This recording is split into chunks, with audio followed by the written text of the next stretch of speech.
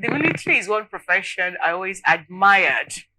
Admired? Yeah, for the guys, yeah. I like, no. The average military person is disciplined. You say admired. Like, are you still admiring them? Yes, I do. Yeah, there are core even in the police, for like I say, I've met core professionals. You always say that. And this is one thing that maybe still leaves some faith in my mind when it comes to Nigeria, okay? Okay. I've also met some horrible ones. Okay, so, but you said sometimes that you would like to sleep and wake up somewhere else, not in Nigeria. Yes, I know. When it gets bad, when my head is filled like that, okay. Yeah, we will talk about. But this particular, and I'm saying this for those who would want to dare.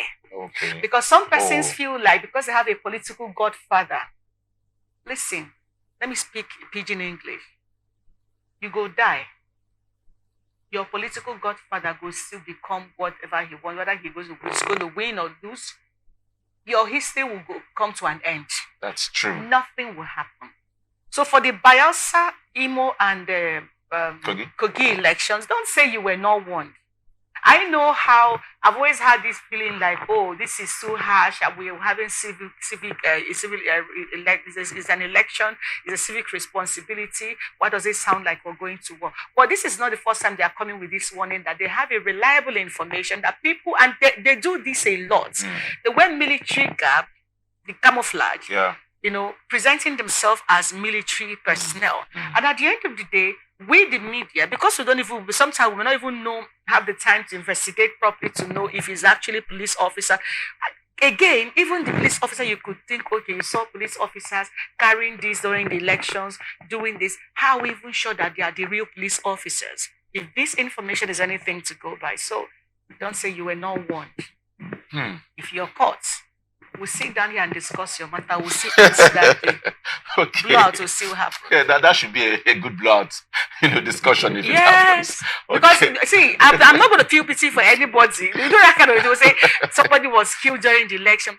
Don't say you were not warned. All I pray you is already that the doing this one innocent, extremely, beyond their own. It's like you're doing it more for free for them. When I say with the military, you see, remember I keep saying that's what brought me to tears about a week or thereabouts ago after the Supreme Court judgment, and people were sharing how can the Supreme Court see all that happened. There was a lady that was stabbed on her eye, on the face, I think, and now they even tried to took her away. She had blood all over her, and then they took her away, tried to maybe treat a bit, cover it up. While she came back, the blood was still flowing. She still came back to court. That is an innocent person who don't deserve that. But someone somewhere felt too powerful and felt they could do anything and harmed that young woman. A lot of persons died. Toyoko's campaign manager somewhere in Ahoda East was murdered.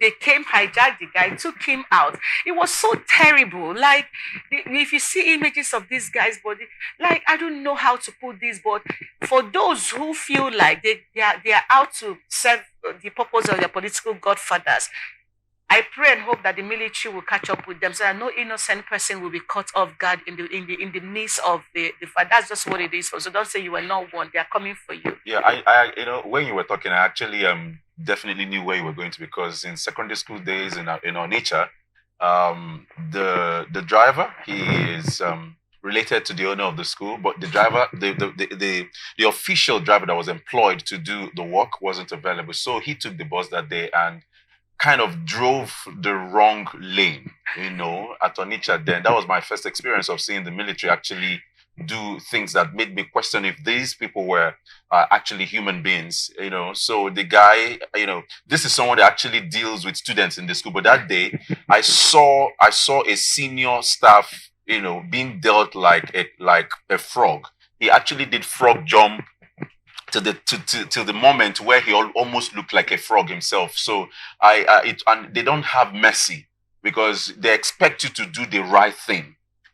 That's why they say that ignorance is not an excuse when you actually go against the law. So it's a warning whether you are aware or not. The point is the election is just tomorrow. You know the right things to do. You don't need anybody to tell you to stay away from being a thug or doing thuggery in the course of this election. Just go, vote, and stay clear. wait for your votes to be counted, and you go home. Don't involve yourself, into being the hitman, so to say. And at the end of the day, just like my colleague said, the people, the politicians, so to say, that you're doing these things for might not even have any look back. It will really cause them to bat an eyelid, on this, because they might not even like to identify themselves, with you. So it's high time we actually, told ourselves the truth and do the right things. This is election we're talking about, and this is something that is in high spirit for every Nigerian, at least for the 3 states that we have on board: the Kogi, the Kogites, Imolites, and the Bayelsans. So please, don't wait for the military to use it as a scapegoat. It's not really a very pleasant experience. Don't be the scapegoat. Just avoid even coming. The worst is even coming in their own uniform, their camo. That would even really dare them the more. So there's nothing to add to this warning. It's crystal clear.